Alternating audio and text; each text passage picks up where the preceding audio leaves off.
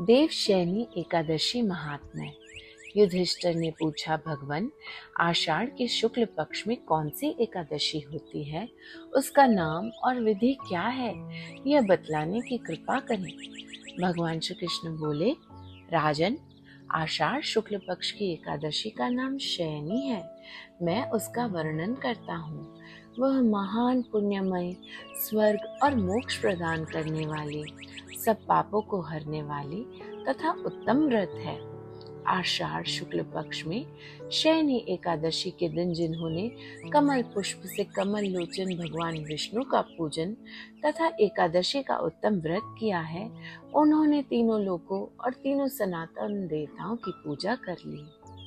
हरिशयनी एकादशी के दिन मेरा एक स्वरूप राजा बलि के यहाँ रहता है और दूसरा क्षीर सागर में शेषनाग की शया पर तब तक शयन करता है जब तक आगामी कार्तिकी की एकादशी नहीं आ जाती।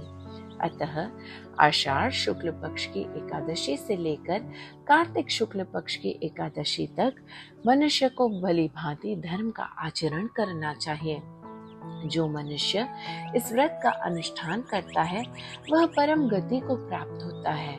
इस कारण यत्न पूर्वक इस एकादशी का व्रत करना चाहिए। एकादशी की रात में जागरण करके शंख, चक्र और गदा धारण करने वाले भगवान विष्णु की भक्ति पूर्वक पूजा करनी चाहिए। ऐसा करने वाले पुरुष के पुण्य की गणना करने में चतुर्मुखी ब्रह्मा जी भी असमर्थ हैं। राजन, जो इस प्रकार भोग और मोक्ष प्रदान करने वाली सर्व पापहारी एकादशी के उत्तम व्रत का पालन करता है, वह जाति का चंडाल होने पर भी संसार में सदा मेरा प्रिय रहने वाला है। जो मनुष्य दीपदान, पलाश के पत्तों पर भोजन और व्रत करते हुए चौमासा व्यतीत करता है, वे मेरे प्रिय हैं। चौमासे में भगवान विष्णु सोए रहते हैं, इसीलिए मनुष्य को भूमि पर शयन करना चाहिए। सावन में साग, बाधों में दही, कवार में दूध और कार्तिक में दाल का त्याग कर देना चाहिए। जो चौमासे में ब्रह्मचर्य का पालन करता है वह परम गति को प्राप्त होता है। राजन, एकादशी के व्रत से ही मनुष्य सब पापों से मुक्त हो जाता है।